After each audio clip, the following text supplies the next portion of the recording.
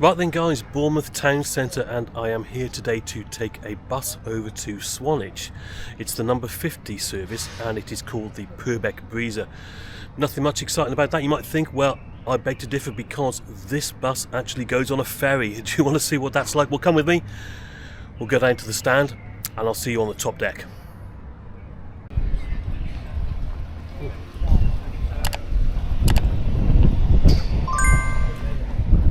Yeah, Bournemouth. I'd never been here before, and I must admit, I wasn't that keen on it when I first arrived. But it was one of those places where the longer I stayed, the more I grew to like it. The bus network in particular was extensive and frequent.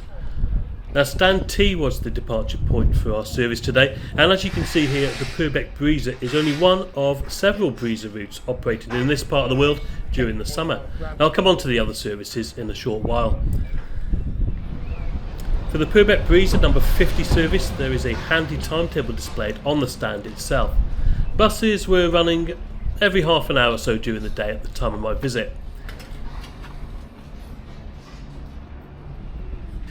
And it wasn't long before one showed up, HF66 DSO, a 6 or 7 year old Volvo B5 TL Evo Settee, looking really quite smart in its green and blue livery. There were a fair few people boarding at this point, and a mixture of locals and tourists, I reckon. And I paid my fare and made my way towards the stairs, and it seemed to me like the locals mainly stayed on the lower deck whilst tourists headed for the top. Or maybe the locals just knew it was going to rain later on. Regardless, there were quite a few hardy passengers up here already, and I made my way towards the back of the bus. Our first impressions were really quite smart. I mean, some of these open top buses, in my experience, can be a bit old and weather beaten, but not this one, and the seats in particular looked in very good condition. Oh, right, well, it was early, and I'm obviously heading for the top deck. I hope it doesn't rain, actually. It's not looking that great. But I'm going to sit right at the back, and on the left hand side I think will give me the best views. Let's see how we go.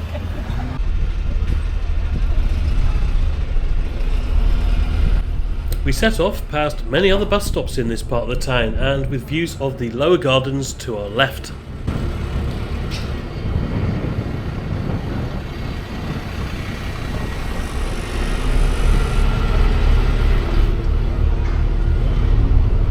Now, coming on to the fare I just paid, well, if you want to get on and off all day and use other buses too, you can buy a Zone C ticket, which was £10.50 for an adult at the time of this video.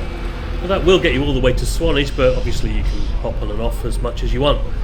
Ordinarily, I would have probably gone for this, as I do think it's pretty good value, but for the purposes of this particular video, I wanted to show you the full route, especially the ferry crossing, and I wasn't intending on getting off anywhere else in between. Therefore, a one-way ticket was purchased, and because the Breezer is included in the England bus fare cap scheme in place at the time, it cost me just £2, including the ferry crossing, and that is an absolute bargain. Yeah, it's actually starting to rain at the moment, a little bit, which I wasn't expecting. There again, it's cooling my head down a bit, so it's not so bad. We'll persevere with the top deck. Yeah, if you saw my video on the Poole to Guernsey ferry I'd taken the day before, you'll understand why my head needed cooling down. Anyway, we were starting to get some good sea views here as the bus headed down towards Branksome Chine Beach, and a lovely looking building which is now the home of Rockwater, which according to their website is a place to eat, drink, connect, work, play and be inspired. And there was me thinking it was just a cafe. Oh well. So up here on the top deck, the seats are laid out in the expected 2-2 configuration, and notice the front of the bus does offer some protection from the elements. And legroom, it's pretty good actually. The seats need to be resilient up here, don't they? And they're not the most comfortable, but they were clean and well looked after. And note also at the back of the bus there's a small storage space for luggage. It seemed a bit random this, but maybe they're not allowed to put a middle seat here for safety reasons.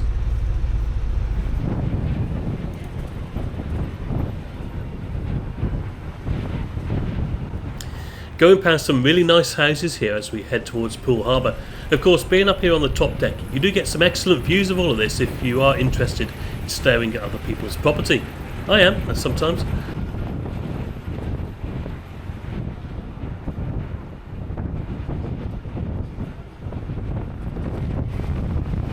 And when we reach the shore road, we turn left with views out towards the Kite Beach, or Whitley Beach, towards Brownsea Island and the Studland Peninsula, where we are heading next.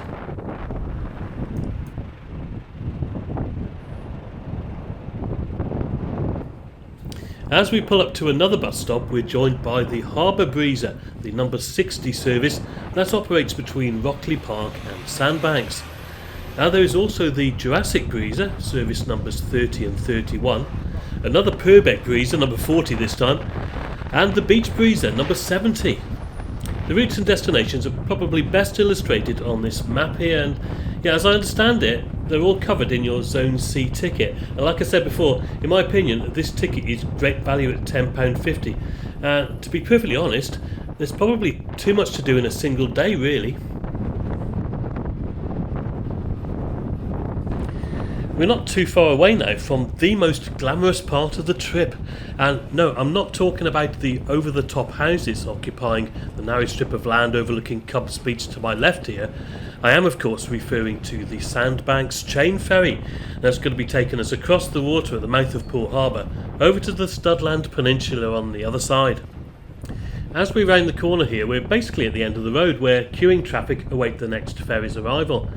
The bus just parks up over to the left here at another bus stop, and if you want to get off here and just go across on the ferry as a foot passenger, it'll cost you £1. Though interestingly, you only have to pay from Sandbanks. There is no charge coming the other way from Studland. Right then guys, yeah, so we've just come down to the Sandbanks to Shell Bay ferry. As you can see, it's over at the other end at the moment. So we've got a little bit of a wait, but I think when it's really busy there can be quite significant queues back up the road there, but I would imagine that the bus, being a scheduled service, has a kind of like a fast track lane anyway, so we can just get on as soon as it comes back over. And I'm not quite sure what happens to us when we get on the ferry, so we'll find all that out, I guess. Let's wait and see what happens. Well, we did have a bit of a wait for the ferry to arrive, and yeah, I guess you can be lucky or unlucky in this respect, depending on what time you get here. Well, I just sat in my seat enjoying the view. No better place to be than an open-top bus is there. But yeah, interestingly, when I was researching this video, I found that this particular bus hadn't always been an open-top one. Typing in the registration number revealed images of it as a conventional hard-top double-decker. So yeah, I suppose at some point it must have been modified. And I always thought they came supplied as open-top from the manufacturer, but yeah, obviously not. Anyway, the ferry arrived and vehicles, including another, quieter Breezer bus, disembarked.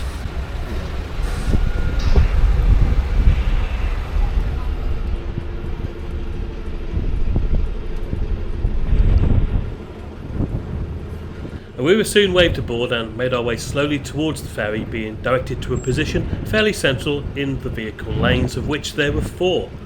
And note that all foot passengers and cyclists need to board at the side of the ferry here and into the entrance, where there should be protection from the elements, but also access to the upper deck.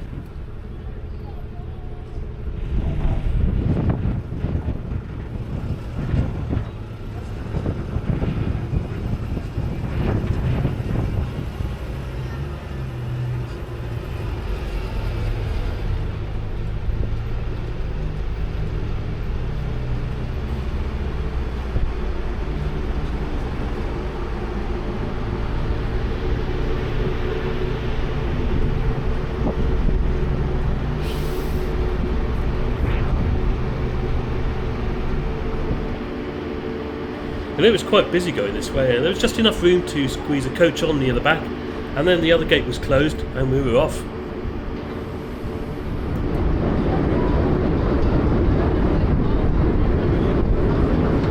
The ferry is owned by the Bournemouth Swanage Motor Road and Ferry Company and came into being in 1923.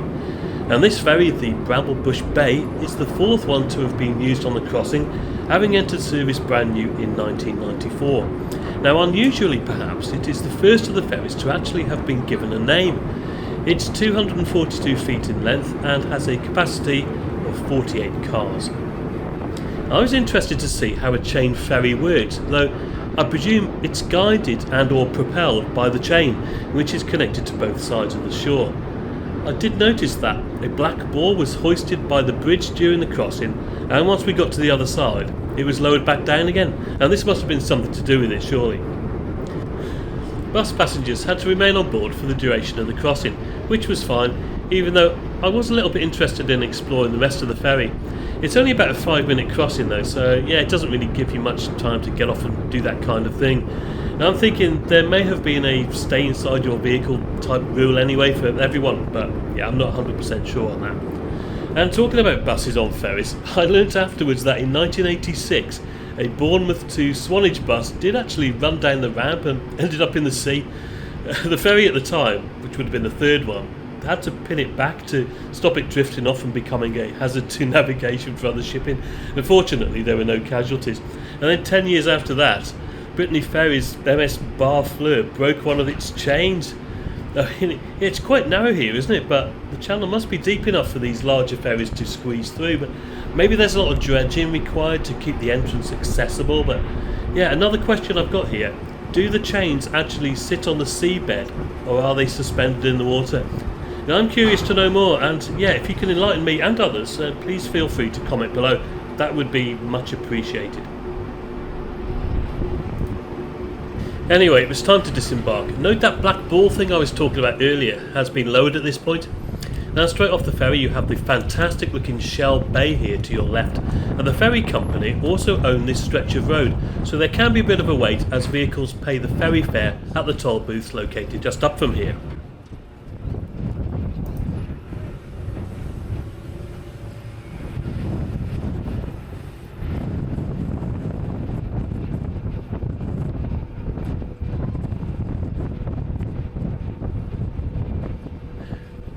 It does look like a fantastic beach though, even in this weather, and plenty of people about too.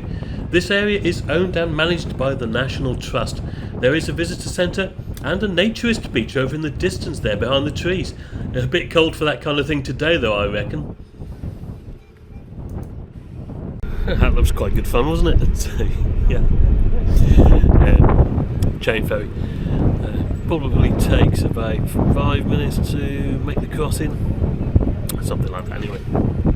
And now on to Swanage, and it's just started raining a little bit more, so hopefully it doesn't come too much, but we'll see how we go. Yeah, large car park here on the left, which is free if you're a National Trust member of course, otherwise you've got to pay. So in my opinion it's another good reason to take the bus. But there was quite a queue of traffic in front of us at the toll gates, but yeah, once we were through that we were away and heading southwest across the Isle of Purbeck, which, now whisper this quietly, isn't actually an island. Well, not anymore anyway. Now the beach on the right incidentally is Bramblebush Bay Beach, the one that the ferry's named after. I must admit it did seem a bit colder now, and yeah, I guess this part of the trip is a little bit more exposed than the section prior to the ferry crossing. Great views though for the few remaining passengers up here on the top deck toughing it out. Plenty of stops en route, don't forget, like this one at the Knoll House Hotel, where looking at the map, it's just a short walk past the tennis courts down to Knoll Beach, again owned and managed by the National Trust. We are now coming into the village of Studland. Again, there is access to the seashore here, Middle Beach and South Beach, both overlooking Studland Bay. And we then turn inland, heading for our final destination, Swanage. And again, I'd never been to Swanage, so I didn't really know what to expect. First impressions I got was that it seemed a nice place to retire. I'm not sure if that's accurate or not, to be honest, but I mean you could say that about a lot of coastal towns and villages, especially in this part of the world. Their population was just under 10,000 in 2011. It was originally a small port and fishing village, coming to prominence in the Victorian era as a quarrying port, and then later on an upmarket seaside resort apparently. And it's quite a nice approach as we head down to the beach here and make our way along the shore road towards the town centre itself. And Swanage is actually on the eastern end of the Jurassic Coast, a World Heritage Site famous really for its fossils, but yeah, there are some fantastic geological features along the coast, like the well-known and much photographed Durdle Door limestone arch to the west. The railway arrived in the town in 1885, bringing holidaymakers direct from London as well as other parts of the country. The building of a second pier 10 years later also allowed for the arrival of pleasure steamers, further increasing visitor numbers. In 1972, sadly, the branch line was closed by British Rail, although it was later rescued and still survives to this day, as you will see in a minute. Now, I normally like to find out a few facts about these places so I can talk about them on the video, and yeah, I think the most unusual thing I discovered about Swanage was that in 1997 a 12-mile diameter crater on Mars was named after the town. I have got no idea why. If you can expand on this, please let me know in the comments below.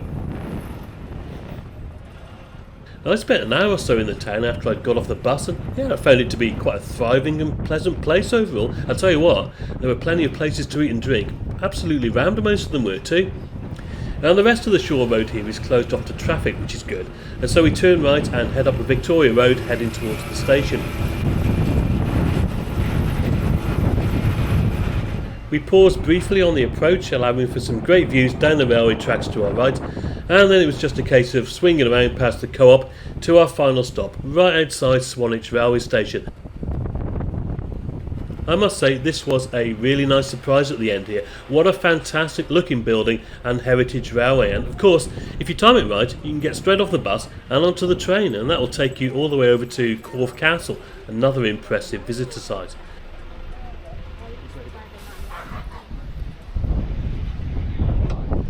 I made my way off the bus, there weren't many of us left at this point, and I found a handy bench waiting for me to just take a minute or two to sum up the journey. Cheers, mate.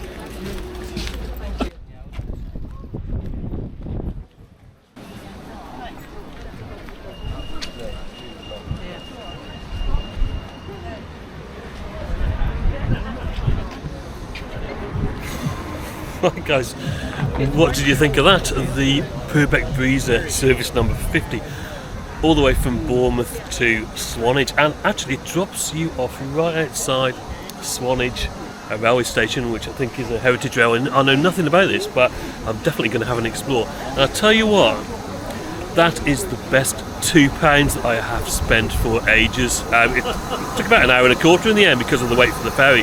But absolutely brilliant. I really enjoyed it, and I definitely recommend it. Well, thank you very much for watching. Please join me on another adventure soon, and until then guys, cheers for now.